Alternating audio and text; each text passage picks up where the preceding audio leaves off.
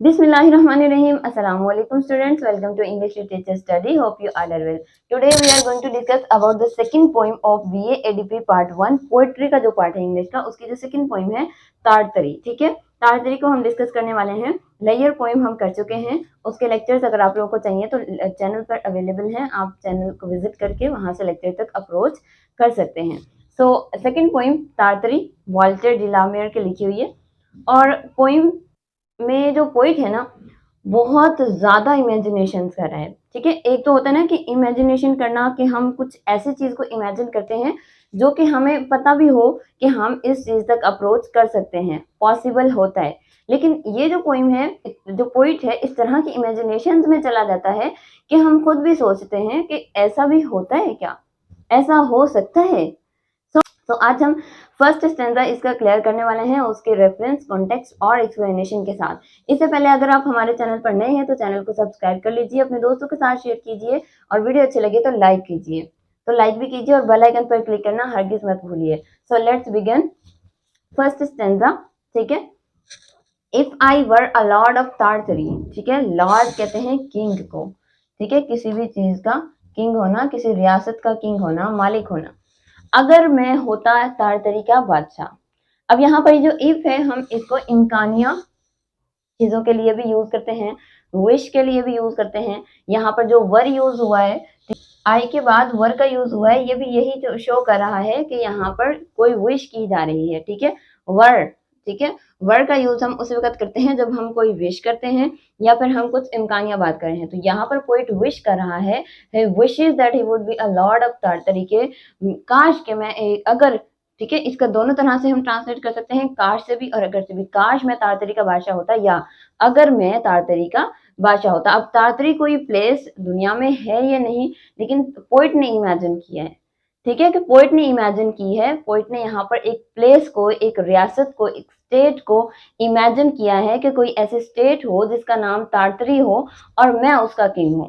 ठीक है, next line में देखें वो क्या कहता है, my self and me alone. यहाँ पे उसने अपनी बात को पर स्ट्रेस दिया है, अपनी बात पर जोर दिया है, एम्फसाइज किया है कि मैं अकेला तने तन्हा.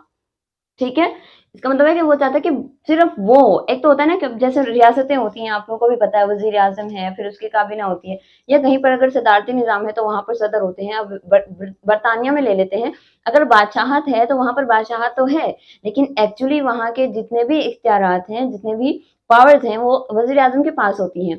तो इसमें इस तरह से इख्तियारात तकसीम हो जाते हैं. ठीक है, कोई भी इस वक्त ऐसा कंट्री नहीं होता, क्योंकि जमहूरी निजाम है, डेमोक्रेसी है, तो ऐसा सिस्टम नहीं है कि सिर्फ एक ही शख्स की सुनी जाएगी, वही सियाह और सफ़ेद का मालिक होगा, उसी की सुनी जाएगी. क्योंकि जमहूरी निज़ाम है तो ज़्यादातर अवाम की चलती है. अवाम की चलती है तो इस तरह से इख्तियारात भी तकसीम हो जाते हैं. तो इख्तियारात के तकसीम हो जाने से अकेला वज़ीर आज़म कुछ भी चाहे तो ऐसा नहीं हो सकता. लेकिन यहाँ पर जो पोइट है वॉल्टर डी लामेयर, वो ये चाहता है कि कोई ऐसी रियासत हो जिसका नाम ताड़तरी हो, मैं उसका बादशाह हूँ और मैं अकेला तने तन्हा हूँ. ठीक है, यानी कि और किसी के साथ भी मैं अपनी पावर को, अपने तख्त को, अपने ओहदे को शेयर ना करूं. He don't want to share his powers. ठीक है, वो अपनी पावर्स को शेयर नहीं करना चाहता किसी के साथ. ठीक है, देखते हैं थर्ड लाइन में क्या कहता है, my bed should be of Ivory. देखिए कितनी विशेष करा है वो.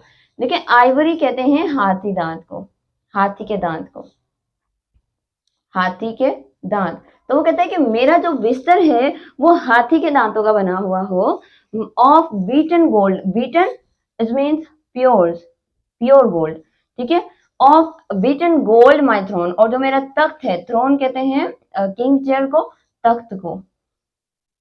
और जो मेरा तख्त हो वो खालिस सोने का बना हुआ हो.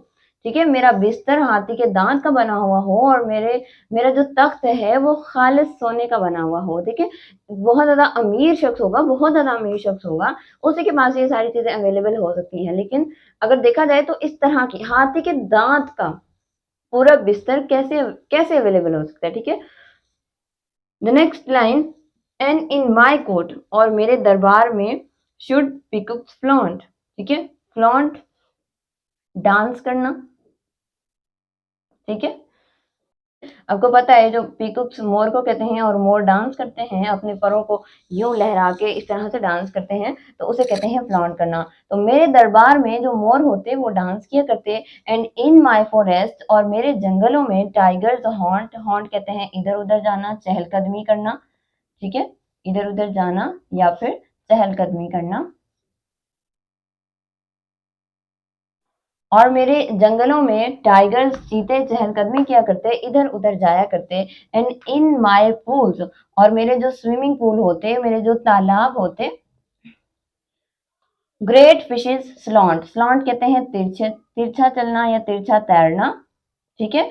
तो मेरे जो तालाब होते, मेरी रियासत के या मेरे महल के जो तालाब होते, उनमें बड़ी बड़ी मछलियां स्लॉन्ट तिरछा तैरती। देयर फिन्स, उनके जो जो पर होते हैं साइड पे, earthward the sun, earthward the sun, earthward होता है एग्जैक्ट वर्ड, मतलब होता है इसका मुनअकस होना, ट्रांसपेरेंट होना, यानी कि वो चाह रहा है कि बहुत ही खूबसूरत मछलियां होती और उनके परों से सूरज की रोशनी मुनक्कस हो जाती, रिफ्लेक्ट हो जाती या उनके परों से गुजर कर आगे जा रही होती। मतलब इस तरह से इतनी खूबसूरत मछलियों को वो इमेजिन करा है। इसमें देखिए जो पोइट है ना, इतनी ज्यादा खूबसूरती को इमेजिन करा है। यहाँ पर एक तो हमें पोइट की जो पावर ऑफ थिंकिंग है उसका पता चलता है कि पोइट कितना अच्छा सोच लेता है, ठीक है।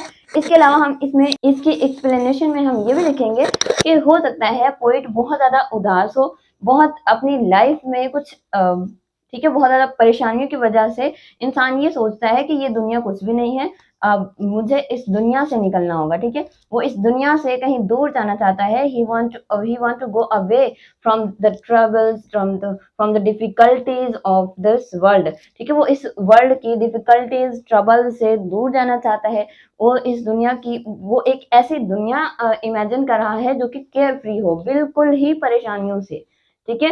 He want to go there where no worries curse, ठीक है, जहां पर कोई परेशानियां ना हो, जहां पर कोई ट्रबल्स ना हो और वो अकेला ही वहां पर हुकूमत करे और उसमें इतनी सारी चीजों को इमेजिन कर रहा है, ठीक है। If I were a lord of Tartary, अगर मैं तारतरी का बादशाह होता, मैं अकेला तने तनहा, मेरा बिस्तर हाथी के दांत का बना होता, मेरा तख्त सोने का बना हुआ होता और वहां पर चीते होते इधर उधर जाते और वहां पर मोर मेरे दरबार में डांस किया करते और मेरे तालाब में बड़ी बड़ी मछलियां तिरछा तैरती, ठीक है। इसको हम रेफरेंस तो सेम ही लिखेंगे ना, there these lines have been taken from the poem Tartary written by Walter de la Mare. इसका कॉन्टेक्स्ट और एक्सप्लेनेशन हम कैसे लिखेंगे, मैं आपको जस्ट 119 इनकी बताने लगी हूँ।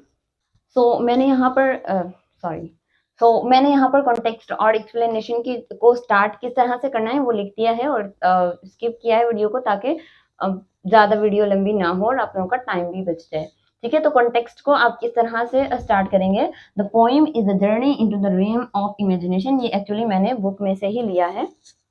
बुक में जो लास्ट में एक थीम दिया होता है ना, उस थीम की जो फर्स्ट लाइन है वो हम अपने कॉन्टेक्स्ट के लिए यूज करेंगे क्योंकि इट्स बेस्ट लाइन, ठीक है।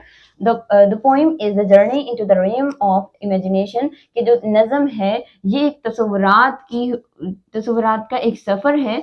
The poet wishes to be a lord of Tartary, जो पोइट है वो विश करता है, ख्वाहिश करता है तारतरी का बादशाह बनने का। और तारतरी क्या है उसको हम कॉमेंट्स के बाद एक्सप्लेन करेंगे। एक इमेजिनेटिव लैंड है, एक तस्वराती जमीन है कि जो कि पोइट ने तस्वर की है, ठीक है। इसके बाद यानी कि ये 2 सेंटेंसेस हो गए हैं, इसके बाद आप एक सेंटेंसेस में वो ऐड करेंगे पोइम की जो भी आप लोगों को एक्सप्लेनेशन आती है। फर्स्ट सेकंड स्टैंजा आता है, थर्ड आता है, फोर्थ आता है, फिफ्थ आता है, सिक्स्थ आता है। उससे पीछे जो कुछ भी एक लाइन में बयान किया होगा वो एक लाइन, और जो इस वक्त आपको प्रेजेंट पेपर में जो लाइन दी गई होती है उसके बारे में, ठीक है, वो एक लाइन में आप बताएंगे। अपने कॉन्टेक्स्ट को आप ज्यादा लेंथी नहीं करेंगे। उसके बाद एक्सप्लेनेशन को आप किस तरह से स्टार्ट करेंगे, this is the poets description of his ideal land. ये जो बताओ, जो लाइन मैंने यहाँ पर लिखी है ना, ये आपको कोई भी कहीं से भी लाइन आ जाती है पूरी पोइम में से, इसको आप यूज कर सकते हैं अपने एक्सप्लेनेशन को स्टार्ट करने के लिए, ठीक है।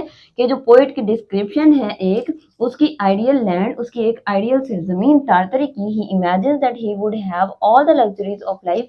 ये वाली लाइन आप चाहे तो लिख लीजिएगा, चाहे तो ना लिखिएगा, लेकिन ये जो लाइन है ये एक मैंने यहाँ पर इस तरह की लाइन लिखी है कि आपको इस पोइम में से कहीं से भी कोई लाइन आ जाती है एग्जाम में तो आप अपने एक्सप्लेनेशन को इसी लाइन से स्टार्ट कर सकते हैं, ये हर कहीं पे सूटेबल होगी। अगर आप लोगों को वीडियो अच्छी लगे तो लाइक कीजिए, अपने दोस्तों के साथ शेयर कीजिए, चैनल को सब्सक्राइब कीजिए और बेल आइकन पर क्लिक करना हरगिज़ मत भूलिए।